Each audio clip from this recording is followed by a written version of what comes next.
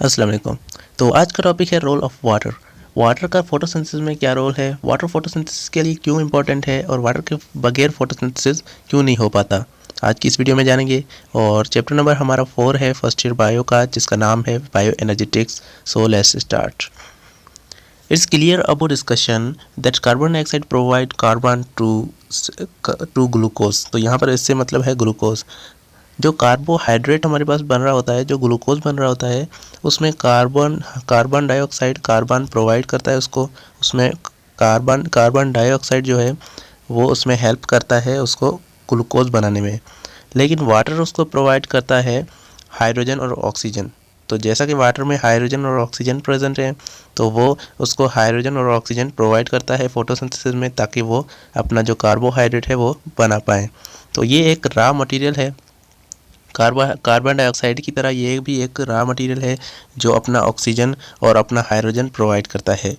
तो ये पहले हमें नहीं पता था कि वाटर में जो ऑक्सीजन है और वो जो हाइड्रोजन है वो दोनों इसी के लिए काम आते हैं। लेकिन हमें वॉन नील ने बताया कि 1930 में हमें ये बताया कि hypothesis that water split water as a source of hydrogen and release oxygen by product.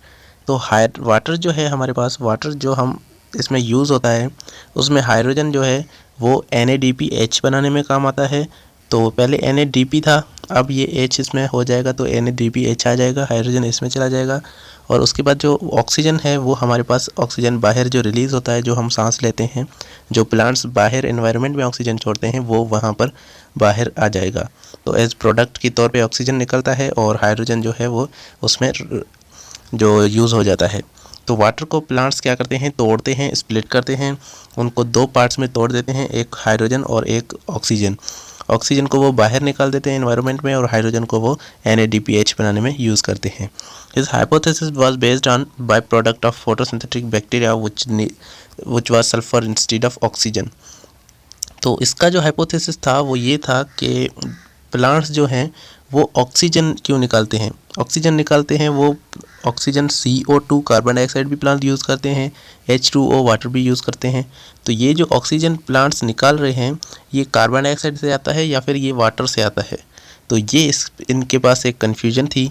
जैसा कि अगर देखा जाए तो हमारे पास सबसे पहले क्या है, CO2 कार्बन डाइऑक्साइड, और दूसरे पास हमारे पास है H2O। तो O2 जो निकल रहा है, प्लांट्स जो O2 निकाल रहे हैं, वो कार्बन डाइऑक्साइड से आता है या फिर वो ऑक्सीजन से आता है, ये था उनका क्वेश्चन।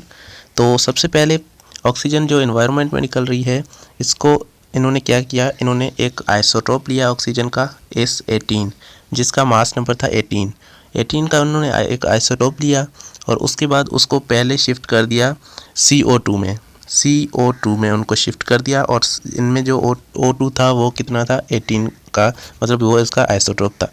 तो ये रिएक्शन इन्होंने करवा के देखा तो इनको पता चला कि जो ऑक्सीजन निकला है वो 18, वो इनका आइसोटोप तो है ही नहीं, क्योंकि जब कार्बन डाइऑक्साइड का जो आइसोटोप इन्होंने यूज़ किया था तभी इनको ऑक्सीजन सिंपल ही मिला। तब इनको पता चला कि ये जो ऑक्सीजन O2 निकला है ये वाटर से आया है, ना कि कार्बन डाइऑक्साइड से। उसके बाद इन्होंने फिर से एक एक्सपेरिमेंट किया और उसमें इन्होंने H2O जो हमारे पास वाटर है उसका जो O है उसका आइसोटोप इन्होंने रखा, जो था O18।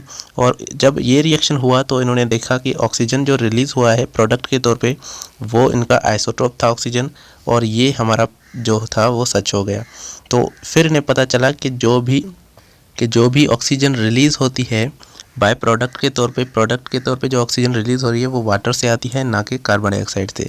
जैसा कि कार्बन डाइऑक्साइड दोनों में प्रेजेंट है, कार्बन डाइऑक्साइड भी प्रेजेंट है और यहाँ पर हाइड्रोजन भी प्रेजेंट है, वाटर में भी ऑक्सीजन प्रेजेंट है। लेकिन ऑक्सीजन ये जो आ रहा है ये कार्बन डाइऑक्साइड से नहीं बल्कि हाइड्रोजन से आ रहा है, वाटर से आ रहा है। तो ये हमारे पास एक एक्सपेरिमेंट था जो इन्होंने परफॉर्म किया और इससे हमें पता चला कि H2O वाटर जो है वो हमारे पास किससे काम आता है। इनमें जो H है वो हमें NADPH बनाने में काम आता है, और इसमें जो ऑक्सीजन है वो बाय प्रोडक्ट के तौर पे निकलता है, जो इन्वायरमेंट में छोड़ा जाता है, और वो भी हम लिविंग्स के लिए, इंसानों के लिए एक बहुत ही मतलब इम्पॉर्टेंट कंपाउंड है। और यहाँ पर देखें नीचे हमारे पास एक्सपेरिमेंट लिखे हुए हैं। इस एक्सपेरिमेंट को अगर आप देखें तो पहले जो हमारा ग्रुप 1 है G1, इसमें प्लांट्स जो हैं इनको पहले कार्बन डाइऑक्साइड और जो वाटर दिया गया था, वाटर में इन्होंने एक जो हाइड्रोजन रखा है, ऑक्सीजन रखा है, वो इनका आइसोटोप है ऑक्सीजन का। तो इसमें जो हमने ऑक्सीजन निकला है वो इनका आइसोटोप निकला है।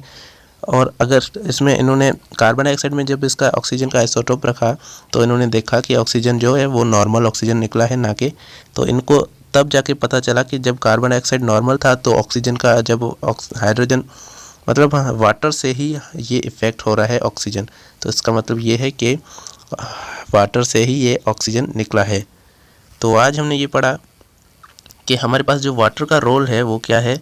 वाटर हमारे पास जो ये हमें प्रोवाइड करता है हाइड्रोजन और ऑक्सीजन, और जिससे हमारा कार्बोहाइड्रेट बन रहा होता है। और कार्बोहाइड्रेट बनने के बाद हमें क्या मिलता है, एक ऑक्सीजन भी अलग से मिलता है जो ऑक्सीजन एनवायरनमेंट में छोड़ा जाता है। तो ये रोल था हमारा, role of water in photosynthesis. Thank you so much.